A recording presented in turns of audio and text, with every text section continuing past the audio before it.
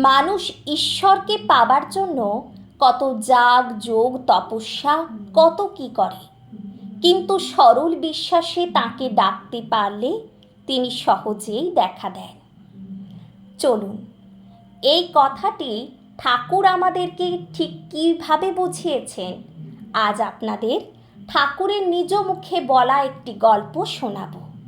এক বিধবার একটি ছোট ছেলে ছিল, তার নাম জটিল। জটিল দূরে গুরুমশাইয়ের পাঠশালায় পড়তে যেত। বিধবা বড় গরিব ছিলেন, তাদের আপন বলতে আর কেউ ছিল না। জটিলকে একটা বনের ভেতর দিয়ে পাঠশালাতে যেতে হতো। জটিল বড় ছোট ছেলে, বনের ভেতর দিয়ে যেতে যেতে রোজই তার ভয় করত। একদিন মার কাছে কেঁদে সে বলল, মা, একা একা পাঠশালা যেতে আমার বড্ড ভয় করে, আমার সঙ্গে একটি লোক দাও, নইলে আর পাঠশালাতে আমি যাচ্ছি নে। জটিলের কথায় মার মনে দুঃখ হলো। বললেন, লোক কোথা পাবো বাছা? বনে তোমার এক দাদা থাকে, তার নাম মধুসূদন। ভয় পেলে তাকে ডেকো, সেই তোমার সঙ্গে যাবে। মায়ের কথায় জটিলের মনে খুব আনন্দ হলো। পাঠশালাতে যাবার পথে বনে গিয়ে উচ্চ স্বরে সে ডাকতে আরম্ভ করল, মধুসূদন দাদা, ও গো মধুসূদন দাদা, এসো, আমার বড্ড ভয় করছে। কেউ আসছে না, কেউ সাড়া দিচ্ছে না দেখে জটিল আরও জোরে চিৎকার করতে লাগলো। তার বিশ্বাস মধুসূদন দাদা আসবেই। জটিলের সরল ভক্তিতে ভগবান আর থাকতে পারলেন না।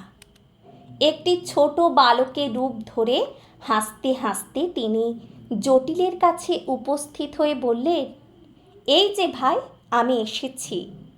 জটিলের তখন কি আনন্দ! রোজ মধুসূদন দাদা পাঠশালায় দিয়ে আসে, আবার ফেরবার সময় বাড়ির পথে রেখে যায়। দুজনে কত গল্প, কত খেলা, কত আনন্দ, এভাবেই দিন যায়। তারপর একদিন গুরুমশাইয়ের মা মারা গেলেন। গুরুমশাই মায়ের শ্রাদ্ধ করবেন। ছাত্রেরা নিজেদের সাধ্য মতো যে যা পারে গুরুমশাইকে দিচ্ছে। কেউ দিচ্ছে চাল, কেউ দিচ্ছে দুধ, কেউ দিচ্ছে পাতা, এরূপ সব। গুরুমশাই জটিলকে জিজ্ঞাসা করলেন, জটে, তুই কি দিবি রে? জটিল বললে, আগে মাকে জিজ্ঞেস করে বলবো। পাঠশালা থেকে ফিরে এসে জটিল তার মাকে সব বললে। শুনে মা বললেন, বাবা, গুরুমশাইকে দেবার মতো আমাদের যে কিছু নেই বাবা, আমরা যে বড় গরিব, তুমি তোমার মধুসূদন দাদাকে এই কথা বলো। জটিল বড় সুবোধ ছেলে, মায়ের দুঃখ সে বুঝত। পরদিন পাঠশালাতে যাবার সময় জটিল মধুসূদন দাদাকে গুরুমশাইয়ের কথা জানালো। মধুসূদন দাদা বললেন, তার আর কি, কবে শ্রাদ্ধ? কাল। আচ্ছা, গুরুমশাইকে বলো শ্রাদ্ধে যত দই লাগবে তুমি সব দেবে। পাঠশালাতে যাবার পর গুরুমশাই জিজ্ঞেস করলেন, কি রে জটে, কি দিচ্ছিস? তোর মা কি বলল রে? আগে শ্রাদ্ধে যত দই লাগবে আমি দেব। বটে, জটের মতো এমন ভালো ছেলে আর কি আমার আছে? তবে বাবা, একটা কথা শোন, দেখিস যেন দেরি না হয়, কালই যে শ্রাদ্ধ। আজ্ঞে, কাল সকালে দিয়ে যাব। শ্রাদ্ধ বাড়িতে পরদিন সব ছেলেরা মিলে কাজকর্ম করছে। এখনও জটিলের দেখা নেই। গুরুমশাই ভারী চিন্তিত হয়ে গেছেন। যদি দই না আসে তবে সবই যে পণ্ড।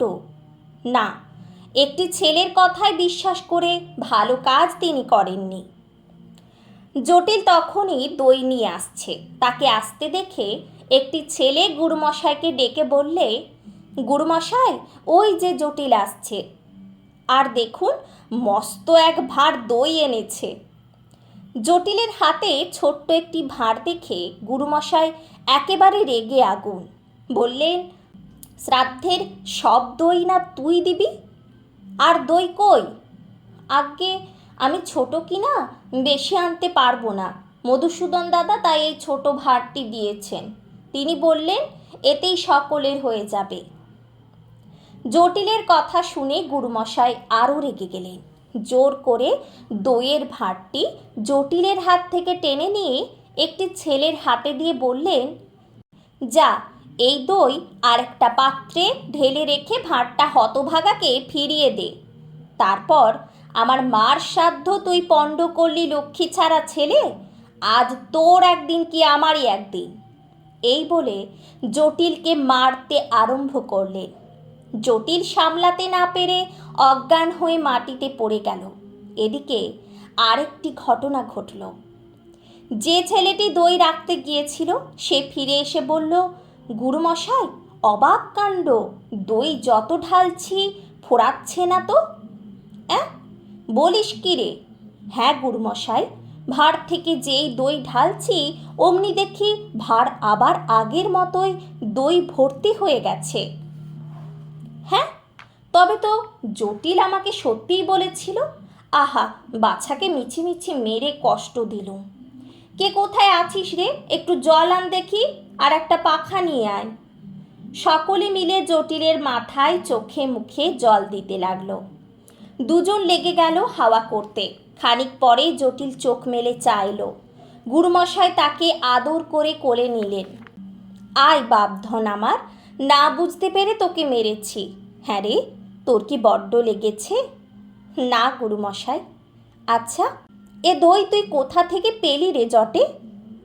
আমার মধুসূদন দাদা দিয়েছে। তোর মধুসূদন দাদা? তিনি কোথায় থাকেন? আজ্ঞে, তিনি এই বনেই থাকেন। বটে? তুই তোর মধুসূদন দাদাকে আমায় একবার দেখাতে পারবি বাবা? কেন পারবো না, আমার সঙ্গে চলুন। গুরুমশাই আর ছাত্রের দল জটিলের পিছন পিছন যেতে লাগলো। বনে গিয়ে জটিল উচ্চ স্বরে মধুসূদন দাদাকে ডাকতে লাগলো, কিন্তু আজ মধুসূদন দাদার দেখা নেই। জটিল মহা চিন্তিত হয়ে পড়ল। কেঁদে কেঁদে আবার ডাকতে আরম্ভ করল, কিন্তু দূর থেকে মধুসূদন দাদার কথা শুনতে পাওয়া গেল। জটিল, আজ আমি আসতে পারবো না। তুমি সরল বিশ্বাসে আমাকে পেয়েছ। তোমার গুরুমশাই ও অন্যান্য ছাত্রদের তোমার মতো বিশ্বাস নেই। তারা আমায় দেখতে পাবে না। তারা চলে গেলেই আমি তোমার কাছে আসব।